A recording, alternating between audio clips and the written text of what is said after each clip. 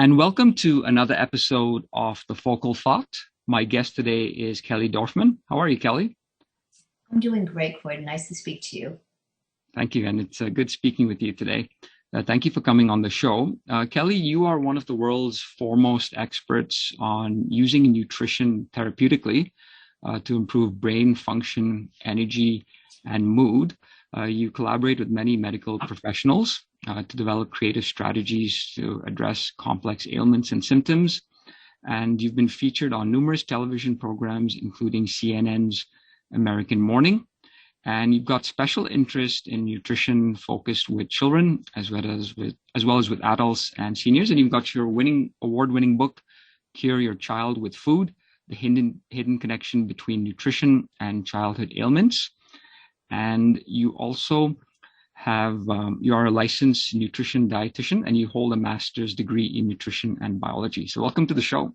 Well, thank you so much for that lovely introduction. No, no, for sure. And one thing I really like, especially in that bio, is you're using nutrition therapeutically, and I think that stems from your initial sort of interactions with psychology, right? So I really like that you make that distinction to use nutrition therapeutically. I think it's an important distinction because we do a lot of chit-chatting about nutrition and how important it is, but when push comes to shove, then we jump into other things and let it behind. So I like to move it to the forefront and see it as a frontline treatment and approach rather than always the last thing you think about when everything else has failed. No, that's great, and I'm glad you've got that perspective because nutrition is something that's very important to not only just human beings but to, any sort of life form that interacts with nutrition. And if you look at a Wikipedia sort of general definition, it says nutrition is the biochemical and physiological process by which an organism uses food to support its life. And this is not just, an apple a day keeps the doctor away, because what you ingest, it also includes, like I said, ingestion, there's assimilation, there's absorption, there's biosynthesis, there's catabolism, excretion. So it's not only, that you're ingesting the apple and you'll be healthy. It has a lot to do, where is the apple from? Is it compatible with you? How does it absorb? What nutrients of the apple are getting into your body, right? All of those things. Yes, absolutely. And or are you having a birch pollen reaction so you can't tolerate the apple? So there's so many layers. It used to seem so simple. You would just pull the apple off the tree, eat it, and it would be done. But you're right. There's just many layers. Yeah. So what would you recommend to, parents who've just, had the children and, they're probably feeding their children what they're used to, which is, stemming from maybe culture, which is stemming from, what's available in the, current environment. And that too, because, it might be sort of leveraged off the supply chain system, right? Depending on what stores you have access to, things like that. What's a good holistic approach for parents to take when they're looking at nutrition for their children? That's a great question, Croden, and I'm glad you asked it because more and more I'm talking about quality, not even so much the main foods, which are of course important, but today's supermarket is not your parents and certainly not your grandparents' supermarket. So the food is highly processed in a way that's way beyond even an active imagination how it could possibly be done to it. And you don't really know what's happening in steps that could be affecting your health. And so I think you want the simplest, most naturally grown food and raised food, if it's an animal-based food, as possible. And so that means doing a lot more homework as a parent than just showing up at the grocery store and picking something off the shelf that looks like an apple or looks like an apple puree or whatever. It has to be, unfortunately, you're forced to do deeper digging than that. Got it. Yeah. So, and you said this before that, you really have to do your own homework with this because, there's no one prescription for everyone. Each person is different. They have their own sort of, DNA, their genetics, their own allergies. So I think, along the lines of what you're saying is parents also have to figure out what is compatible with their child, right? It's not just what you're used to eating culture wise. And you really have to do those tests. We do, and you have to watch and follow your instincts because things are changing so quickly that things that we believed, like just a few years ago, we were all concerned about peanuts allergies. Peanuts were the big problem. And it turns out that the number one hospitalization problem for allergies now is milk. I just read that in an allergy report from one of the allergy groups. And I mean, that was a surprise for me. I'm still stuck in the peanut era, Yeah. And not that peanuts aren't a problem. And the other thing is sesame seeds, which used to be kind of a minor problem, are not included in the list of allergens you have to consider when you're saying this food doesn't, or you have to note if a food contains some of the large allergens. And sesame seeds aren't on there yet, and over 1 million children have those. And so you really have to watch carefully for that. And I was just reading about hazelnuts, and there, of course, that's in the nut family. And you're thinking, well, it's pretty easy to avoid hazelnuts. You just don't eat Nutella and don't eat a hazelnut. But it turns out that some olive oil is contaminated with hazelnuts because they're cutting the olive oil with hazelnut oil in order to get the demand met, because we become more foodies at a global level. And so lots of people want olive oil and they don't have enough. And so they've been cutting it in some cases with hazelnut oil. So there's all these things you don't know. And so keep an eye on it, follow your instincts. If your child's healthy and thriving and you're using simple, well-produced food, you're probably in good shape. But if something's going off, look at what they're taking in. Got it. Okay. And then when you mention milk, do you mean just milk in its, in its regular form, or are you speaking to all dairy products? Well, I'm always speaking to all dairy products. Usually when you're talking about an infant, you mention new parents, it's just milk. You're not giving them cheddar cheese yet, but it's usually the milk protein that's the biggest problem, which is called casein. And then there's a milk sugar called lactose. Milk sugar is also in some formulas. Sometimes they just use regular sugar and they take out the milk sugar. But casein is associated with reactions like frequent ear infections, immune problems, bronchitis, congestion, blood in the stool, constipation, those kind of symptoms. Whereas the lactose almost always causes acute gastric distress, vomiting, stomach pain, gas. Wow. And so there's more lactose in some milk products, like milk and ice cream have lots of lactose in it. And there's less lactose, which is the milk sugar, in yogurt and cheeses. And the older the cheese, the less lactose there is. So there is, there's always the different components. So you might be fine with yogurt, for example, because it doesn't have that much lactose in it, but not do very well drinking milk or eating ice cream. So that would explain that. Some people say, well, I think I'm fine with dairy products so I can have cheese. But then if they look at it carefully, they notice that when they drink milk or they have some ice cream, they're not doing so fine. Or if they do a young cheese like a mozzarella, they don't do so well, but an older cheese like a Parmesan, they're okay with. Got it. And I have seen that on some products, labeled as dairy-free and then also lactose-free. So there is a distinction with that, especially with the milk sugar. Yes. Yeah. So, with children, with infants, maybe even getting into teenagers, young adults, seniors, should humans be consuming animal milk? Is that okay? Well, there's a big debate about that. I think that we've adapted to some extent that we can.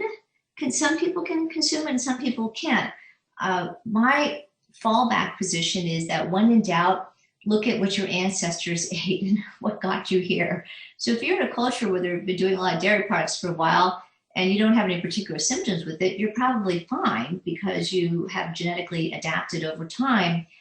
But if you're like from an Asian culture, for example, where you haven't had a lot of dairy exposure for thousands of generations, it usually takes a couple of generations to build that kind of tolerance up. So you may not do so well with it. So I think that, and there are certain populations that have higher levels of lactose intolerance, for example.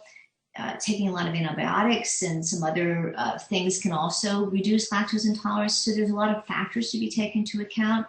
But when in doubt, if you really don't know what to do, look at what your ancestors ate and try to do healthy versions of that. Got it. Okay.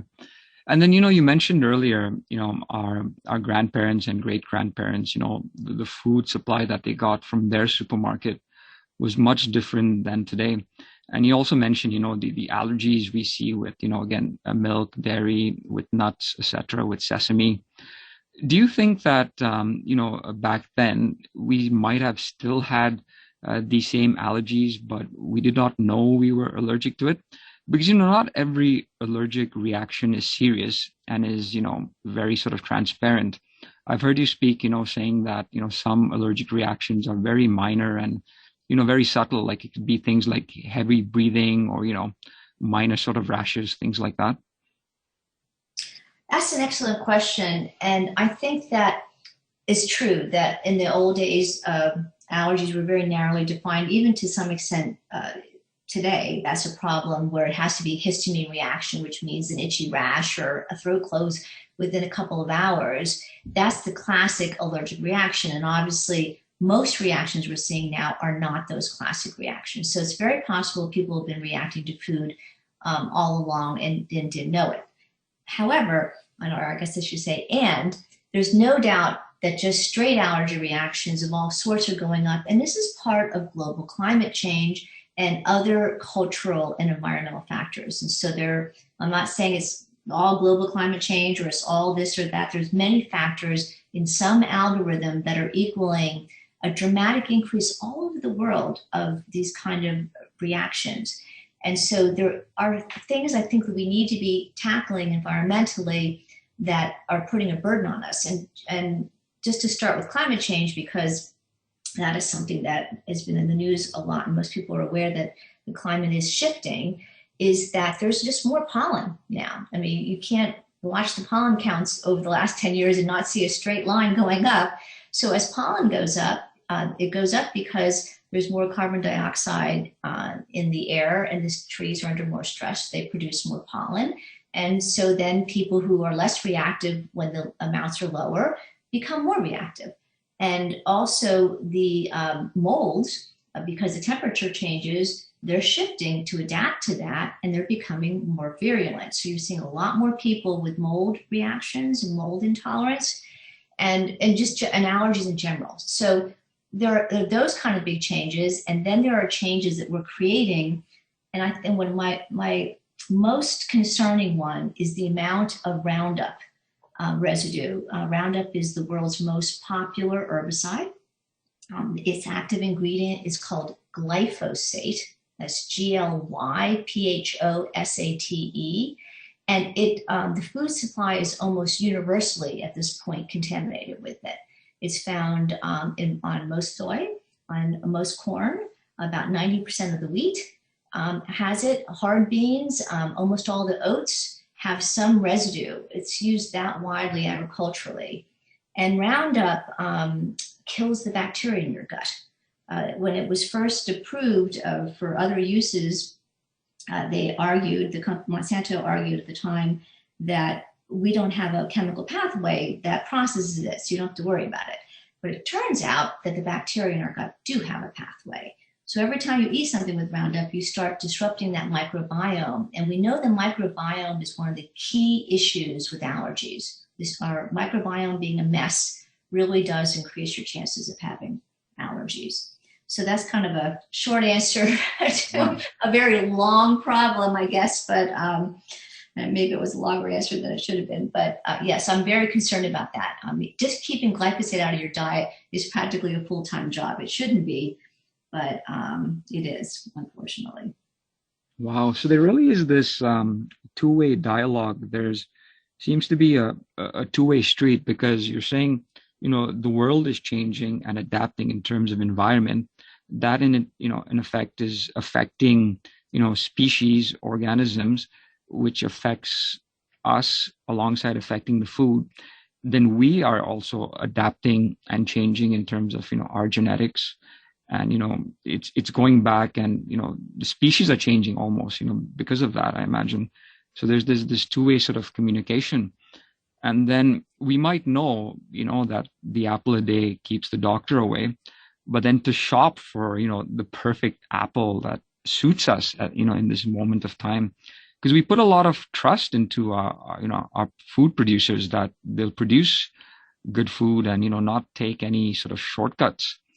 So what do we do? I mean, we know maybe what to do, but when we go about doing it, how can we sort of trust and be safe?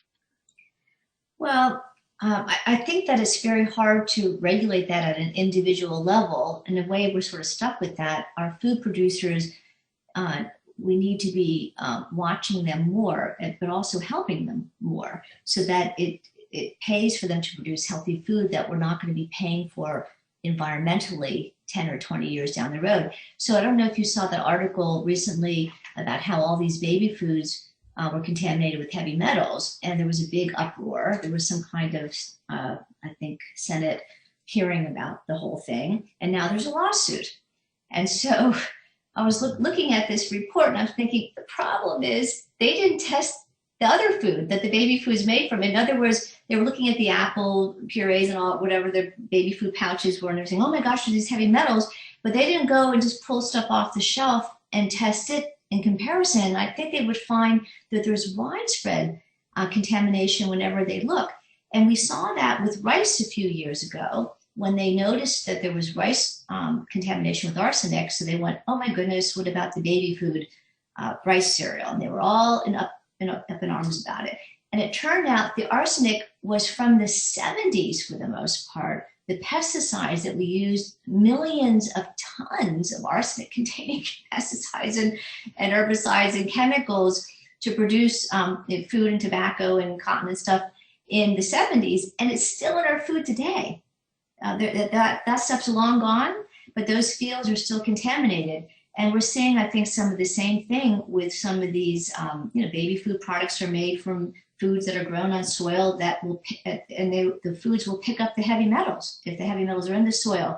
So we can't really blame these baby food companies unless they knew about it and were hiding it, which I don't think that's the issue. I think the issue is that they're as shocked as anybody that they went in good faith out and bought some organic apples or pears or whatever the food was. And then when somebody tested it, they found there was a high amount of residue in it. So we need to help these farmers to make it safe and productive for them also. I don't think they're going out of their way to hurt us on purpose. I think they don't know, and that we have a long-term environmental, issues, not just an issue, but issues to deal with. No, for sure. And as long as we're finding out, that's important because then we know what to correct. And like you're saying, there's supply and demand, but I think it's even more important to focus on regulation and demand because if you're producing for volume, you might tend to be a little bit slack on regulation, right? Just because you want to get the volume out. Well, it's not just the volume, but it's also keeping the cost down. You're always trying to wholesale it at this cost. I mean, it's expensive to take care of the earth while you're producing healthy food. And yes, if you're independently wealthy, you can buy the best organic foods or grow your own food organically, but you're still part of an ecosystem that's connected. So yes, I think that as an individual, in as much as you can afford it and you have access to it, you should vote with your dollars by buying organically raised food or locally raised food where you can interact with the producers of the food. Because when you vote with your dollars, that's voting. I mean, they produce more of that food because that's what you're paying for. Yeah. So that helps to some extent, but we also then need more global help to help these farmers who are stuck. I mean, because it's very hard to produce these small family farms are just dying. I mean, they're dying, they need help. And this pandemic hasn't helped them. I mean, a lot of them are actually shutting down. And unless we step in and make it productive and so they don't have to live in poverty wages in order to function, it's going to be a problem and a bigger problem. Sure. And so with nutrition, I know with different life stages, from children, teenagers, young adults, seniors, your nutrition intake, would change or should change to accommodate the lifestyle stage you're at. Are there maybe, 2, 3, 4 things you would recommend for all life stages, so, humans, that they should be aware of and should be consuming nutritionally? And this could be anything in terms of, food or supplements or liquids or. Yeah, that's an interesting way to look at it. Yeah, I mean, it's the requirements change to some extent, but the requirements for basic healthy food, I think, doesn't change. And so I guess I'm going to attack this, Croton, from a perspective of what I usually see as the weak points that people run into. And one is, I mean, this is boring, so I apologize. You need to eat your fruits and vegetables. Most people just don't eat enough of them. And vegetables in particular have the anti-inflammation components in it. And you probably have read the news that inflammation in terms of health news is almost involved in every major disease out there at this point. Cancer, dementia, even anxiety and depression have inflammation components. So we're trying to get inflammation down, and the thing that helps you in the diet to do that are mostly fruits and vegetables. I mean, there's fish oils are also quite good for that, but for the most part, the phytonutrients that help with inflammation and nutrients are in plant-based food. So, and most of us are eating enough grain, but we're not eating enough whole grain. We're not eating enough vegetables, especially green vegetables. So that would be number one. And that starts with kids. We want to get them used to it when they're young. And number two, I would say, don't accept picky eating as, oh yeah, all kids do that and they'll be fine. Because there's a lot of research that suggests that they have almost doubled the mental health problems if they're picky enough. That's pretty sobering. And you eat what you're used to. So get them started early with good habits. You know, they don't have to love everything. You don't have to present their favorite food all the time, but find ways to produce things and have flexibility in foods, that food becomes fun, and adventuresome eating is a value as part of the family. And then a three, since so many people I see are low in dairy for one reason or another, and as I mentioned, dairy is now the number one allergy food, we do have to keep an eye on calcium and vitamin D levels if those foods are restricted. You know, I'm not a big fan of the dentist, although I personally like my dentist. So I want to protect teeth, and kids in particular are forming their bones and their permanent teeth.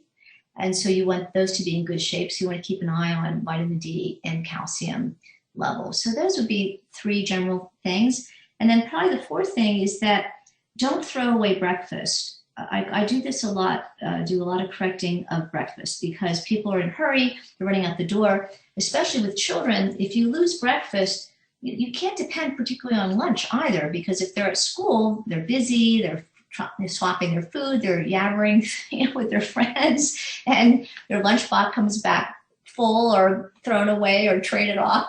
And so that's 2 out of 3 meals potentially that could be lost. So lean into breakfast. And if you don't know what to do, consider dinner for breakfast, because you need your most energy usually at 10 in the morning rather than 10 at night. So eat for when you need your energy.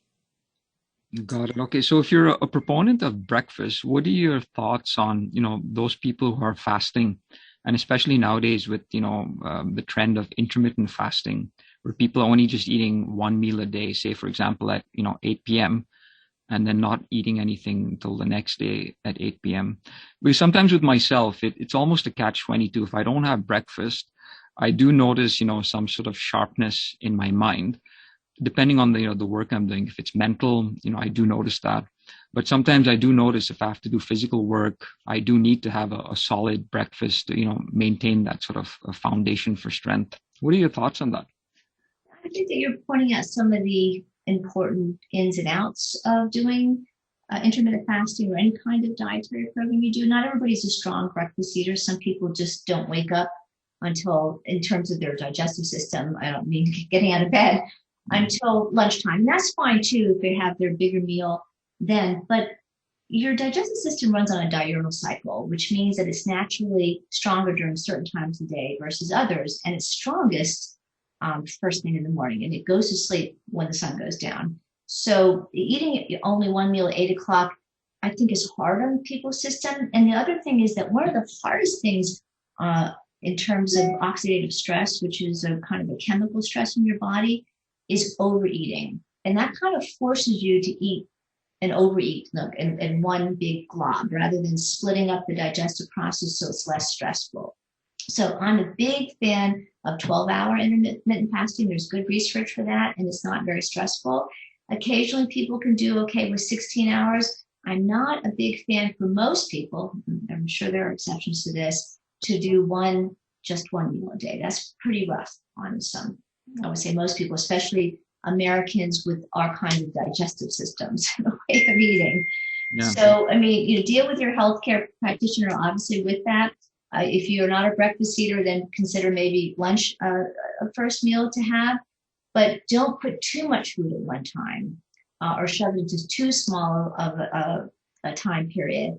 And do give your digestive system some relief. At Columbia Presbyterian, they have the first Alzheimer's prevention clinic, and they did research, and what they found was this 12 hours of intermittent fasting a day was really good because it puts you in a mild state of ketosis and helps with clarity, like you're mentioning. So I think that makes sense. But they other research found that once you start stretching to 16 hours, especially women in child bearing ages, whether or not you have children or not, is that might be some effect on their hormone balance. And so there's a lot we don't know about that kind of fasting. So resting is good. Stretching that to a large point, you might want to, just see if that really works for you. Got it. Yeah. And that's important. It works for you because you have to customize it to yourself, right? Again, based on your body type, your genetic setup, your DNA, etc. Yeah, I think that's a really important point to remember, that all these things are general ideas, but you're you, and we all have this biological individuality. So if you feel great eating one meal a day, more power to you. It's great. And you should keep doing that. Or you talk to your healthcare practitioners or whatever. But I think in general, if you're looking about for the average person here, I think 12 hours is great. I think 7 to 7 or 8 to 8 or 6 to 6 or whatever, not eating and resting that digestive system is fabulous. Our digestive systems are under a lot of stress. Kids being born today have about half the bacteria in that system as kids just being born a generation ago. And that bacteria balance is part of what's setting them up or in balance for more allergies. Wow. Yeah. It would be amazing to see what the human body was like when we first kind of showed up on this planet, and sort of do an A/B test from then until now, just to see, what sort of depletion has happened to us. Yes, I mean, we'd probably be, our mouths would be on the floor probably, but yes, it would be really interesting. What are your thoughts on eating meat? Were we meant to eat meat, or are we eating it just because our ancestors ate meat? Any thoughts on that? I've read a long article about this once, because I have thought about it a lot, and I think that it turns out that whether you should eat meat or not is a biological question, not a. Of course, we make the decision from an emotional or from a different intellectual level, but actually the best vegetarians and specifically the best vegans are biologically made. I mean, they're born in a way that has certain, their body works in certain ways that make that work for them. And so whether we should eat meat or not depends, I think, on biologically who you are. I've identified a number of factors over the year, but the one we can just jump on, just because we've been talking about it some already, is that people with inefficient digestive systems make really cruddy vegetarians. So if you're the kind of person that can't skip meals, feel bad if they have a bad day of eating, are prone to low blood sugar, have a lot of digestive distress, those people tend to make poor vegetarians. People who make good vegetarians, and particularly vegans, have to be good at concentrating nutrients in the food, because the plant food, although it's good for anti-inflammation, is not as dense in a lot of nutrients. And the animals concentrate some of these nutrients, particularly protein. So if you need a lot of protein to feel good, and you need concentrated sources because your body's not great at pulling those nutrients out, then you're better off being a meat eater. Wow. So there's a bunch of factors about it. And it's funny, occasionally I see meat eaters that really would probably benefit from being vegetarians. And more often I see people who want to be vegetarians for emotional and spiritual and other reasons, who actually are poor vegetarians. So it's an interesting thing because that's not the level of conversation people want to have. But it's unfortunately probably a biological thing. I mean, I wanted to be vegetarian so bad, and I wanted to be even vegan, and I just failed miserably. My hair fell out. I mean, and I was eating as much protein as beans and, and other vegan foods could provide, and I couldn't get out of bed. I was so tired. I couldn't function. And it was so frustrating to me because I knew chemically how I should be able to do it, but my digestive system and the way my constitution is, it just wouldn't do it. At Wow. least not healthily. And so I decided to stop being judgmental about it and having a dogma about it and just look at people as individuals. And it's, I hope that what you can do and what you want to do equal, are on the same page, but unfortunately, not always is that the case.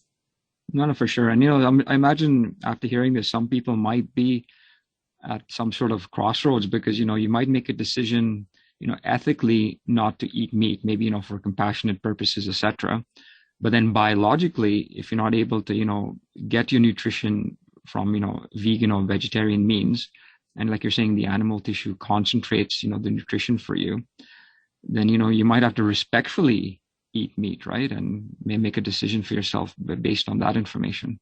Right, and finding animals that are raised humanely. So that takes the nutrition question to a whole other level.